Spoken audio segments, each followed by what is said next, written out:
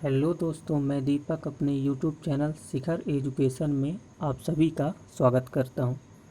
दोस्तों, आज हम अपने भारत के सभी संवैधानिक निकायों के बारे में पढ़ेंगे। भारत के प्रमुख संवैधानिक आयोग कौन कौन से हैं तथा कौन सी संवैधानिक संस्थाएं हैं, इन सभी के बारे में हम आज से पढ़ना प्रारंभ करेंगे। जैसे election commission of India, union public service commission, public service commission, national commission for scheduled tribe, national commission for scheduled caste, national commission for backward class and controller and editor general of India जैसे हमारे संवैधानिक संस्थाएं हैं और ये आयोग हैं जिन्हें हम आज से पढ़ना प्रारंभ करेंगे। दोस्तों, आज हम अपने एक प्रमुख आयोग, निर्वाचन आयोग, जिसे हम चुनाव आयोग भी बोलते हैं, उसके बारे में विस्तार से पढ़ेंगे। दोस्तों, निर्वाचन आयोग एक स्थायी व स्वतंत्र निकाय है। इसका गठन भारत के संविधान द्वारा देश में स्वतंत्र और निष्पक्ष चुनाव संपन्न कराने के उद्देश्य से किया गया था। संविधान के अनुच्छेद 324 के अनुसार संसद, राज्य विधानमंडल, राष्ट्रपति व उपराष्ट्रपति के पदों के निर्वाचन के लिए संचालन, निर्देशन व नियंत्रण की जिम्मेदारी चुनाव आयोग की है। अतः चुनाव आयोग एक अखिल भारतीय संस्था है, क्योंकि यह केंद्र व राज्य सरकारों दोनों के लिए समान है। उल्लेखनीय है कि राज्यों में होने वाले पंचायतों व निगम चुनावों से चुनाव आयोग का कोई संबंध नहीं है। इसके लिए भारत के संविधान में अलग राज्य निर्वाचन आयोगों की व्यवस्था की गई है। दोस्तों, अब हम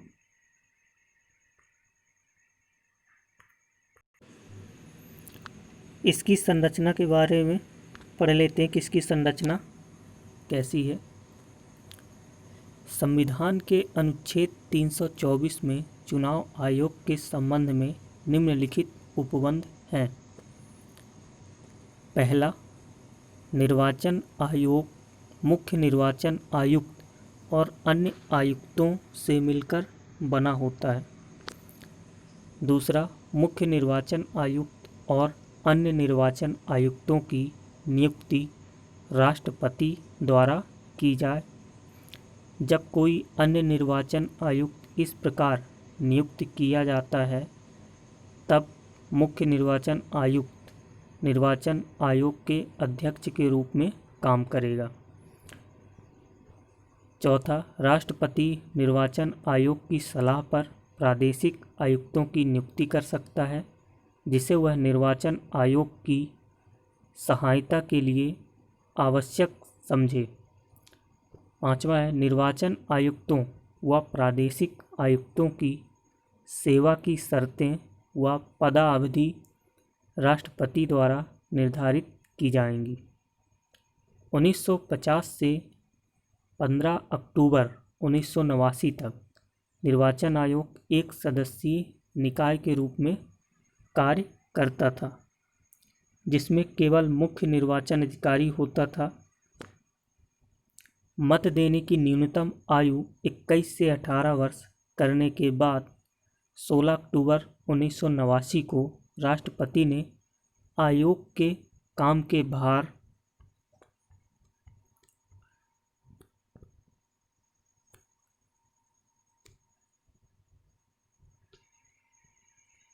को कम करने के लिए 2 अन्य निर्वाचन आयुक्तों को नियुक्त किया। इसके बाद आयोग बहुसदस्यीय संस्था के रूप में कार्य करने लगा, जिसमें 3 निर्वाचन आयुक्त हैं। हालांकि 1990 में 2 निर्वाचन आयुक्तों के पद को समाप्त कर दिया गया और स्थिति एक बार फिर पहले की तरह हो गई। एक बार फिर अक्टूबर 1993 में 2 निर्वाचन आयुक्तों को नियुक्त किया गया। इसके बाद से अब तक आयोग बहुसदस्यीय संस्था के तौर पर काम कर रहा है। इसमें 3 निर्वाचन आयुक्त हैं। मुख्य निर्वाचन आयुक्त व 2 अन्य निर्वाचन आयुक्तों के पास समान शक्तियां होती हैं तथा उनके वेतन, भत्ते व दूसरे अनुलाभ भी एक समान होते हैं, जो सर्वोच्च न्यायालय के न्यायाधीश के समान होते हैं। ऐसी स्थिति में जब मुख्य निर्वाचन आयुक्त व 2 अन्य निर्वाचन आयुक्तों के बीच विचार में मतभेद होता है तो आयोग बहुमत के आधार पर निर्णय करता है। उनका कार्यकाल 6 वर्ष या 65 वर्ष की आयु तक, जो पहले हो, तक होता है। वे किसी भी समय त्यागपत्र दे सकते हैं या उन्हें कार्यकाल समाप्त होने से पूर्व भी हटाया जा सकता है। दोस्तों, अब हम चुनाव आयोग की स्वतंत्रता के बारे में पढ़ेंगे। संविधान के अनुच्छेद 324 में चुनाव आयोग के स्वतंत्र व निष्पक्ष कार्य करने के लिए निम्नलिखित उपबंध हैं। पहला, मुख्य निर्वाचन आयुक्त को अपनी निर्धारित पदावधि में काम करने की सुरक्षा है।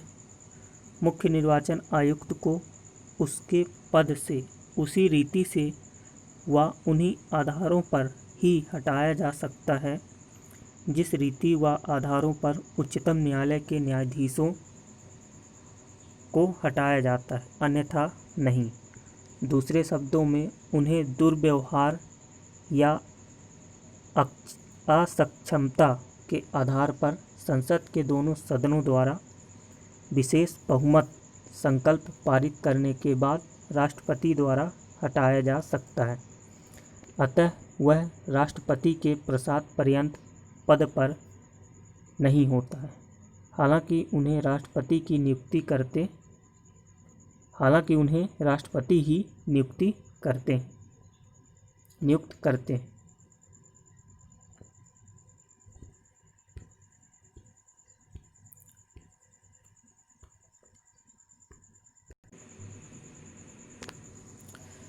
दूसरा है, मुख्य निर्वाचन आयुक्त की सेवा की शर्तों में उसकी नियुक्ति के पश्चात उसके लिए गैर लाभकारी परिवर्तन नहीं किया जा सकता।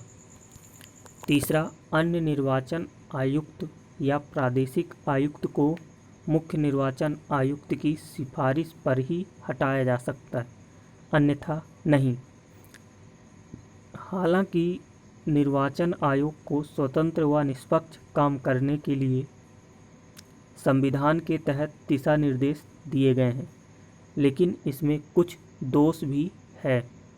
जैसे पहला, संविधान में निर्वाचन आयोग के सदस्यों की अर्हता अर्थात विधिक, शैक्षणिक, प्रशासनिक या न्यायिक संविधान में निर्धारित नहीं की गई है। दूसरा, संविधान में इस बात का उल्लेख नहीं किया गया है कि निर्वाचन आयोग के सदस्यों की पदावधि कितनी है। तीसरा, संविधान में सेवानिवृत्ति के बाद निर्वाचन आयुक्तों को सरकार द्वारा अन्य दूसरी नियुक्तियों पर रोक नहीं लगाई गई है। दोस्तों, अब हम निर्वाचन आयोग के शक्ति और कार्य के बारे में पढ़ते हैं। संसद, राज्य के विधानमंडल, राष्ट्रपति व उपराष्ट्रपति के पदों के निर्वाचन के संदर्भ में चुनाव आयोग की शक्ति व कार्यों को 3 श्रेणियों में विभक्त किया जा सकता है।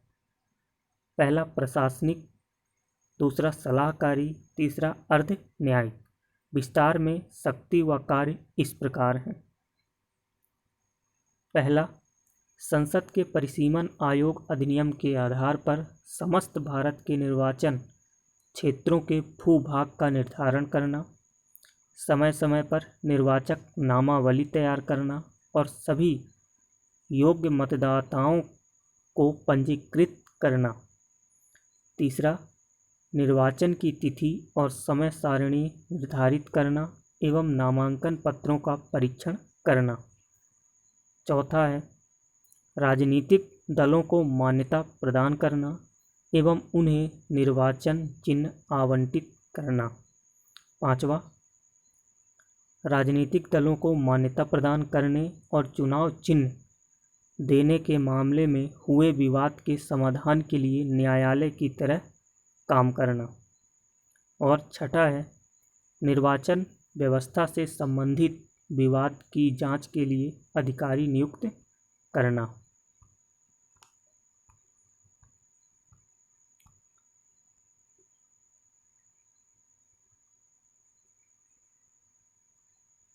सातवां है निर्वाचन के समय दलों व उम्मीदवारों के लिए आचार संहिता निर्मित करना। आठवां है निर्वाचन के समय राजनीतिक दलों की नीतियों के प्रचार के लिए रेडियो और टीवी कार्यक्रम सूची निर्मित करना। संसद सदस्यों की निरहता से संबंधित मामलों पर राष्ट्रपति को सलाह देना। विधान परिषद के सदस्यों की निर्हरता से संबंधित मसलों पर राज्यपाल को परामर्श देना। रिंगिंग, मतदान केंद्र लूटना, हिंसा व अन्य अनियमितताओं के आधार पर निर्वाचन रद्द करना। 12वां है निर्वाचन कराने के लिए कर्मचारियों की आवश्यकता के बारे में राष्ट्रपति या राज्यपाल से आग्रह करना। और 13वां है समस्त भारत में स्वतंत्र और निष्पक्ष चुनाव कराने के लिए चुनावी तंत्र का पर्यवेक्षण करना। चौथा, राष्ट्रपति को सलाह देना कि राष्ट्रपति शासन वाले राज्य में 1 वर्ष समाप्त होने के पश्चात निर्वाचन कराए जाएं या नहीं। और 15वां है निर्वाचन के मद्देनज़र राजनीतिक दलों को पंजीकृत करना तथा निर्वाचन में प्रदर्शनों के आधार पर उसे राष्ट्रीय या राज्य स्तरीय दल का दर्जा देना। आगे निर्वाचन आयोग की सहायता उप निर्वाचन आयुक्त करते हैं। वे सिविल सेवा से लिए जाते हैं और आयोग द्वारा उन्हें कार्यकाल व्यवस्था के आधार पर लिया जाता है। उन्हें आयोग के सचिवालय में कार्यरत सचिवों, संयुक्त सचिवों, उप सचिवों व अवर सचिवों द्वारा सहायता मिलती है। राज्य स्तर पर राष्ट्रीय निर्वाचन आयोग की सहायता मुख्य निर्वाचन अधिकारी करते हैं, जिनकी नियुक्ति मुख्य निर्वाचन आयुक्त राज्य सरकारों की सलाह पर करता है। इसके नीचे जिला स्तर पर कलेक्टर जिला निर्वाचन अधिकारी होता है।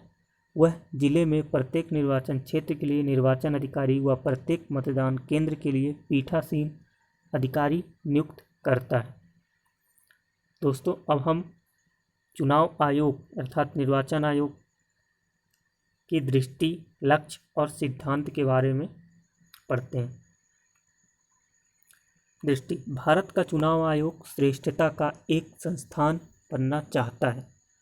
ऐसा वह भारत तथा विश्व में सक्रिय क्रियाशीलता, भागीदारी तथा चुनावी लोकतंत्र को गहराई और मजबूती प्रदान करके कर रहा है। लक्ष्य: भारत का चुनाव आयोग स्वतंत्रता, स्वायत्तता तथा अखंडता को बनाए रखता है। यह स्टेक होल्डर्स की उपलब्धता, समाहितता तथा नैतिक भागीदारी को सुनिश्चित करता है। यह स्वतंत्र, दोषयुक्त तथा पारदर्शी चुनाव को संपन्न कराने के लिए उच्चतम पेशेवर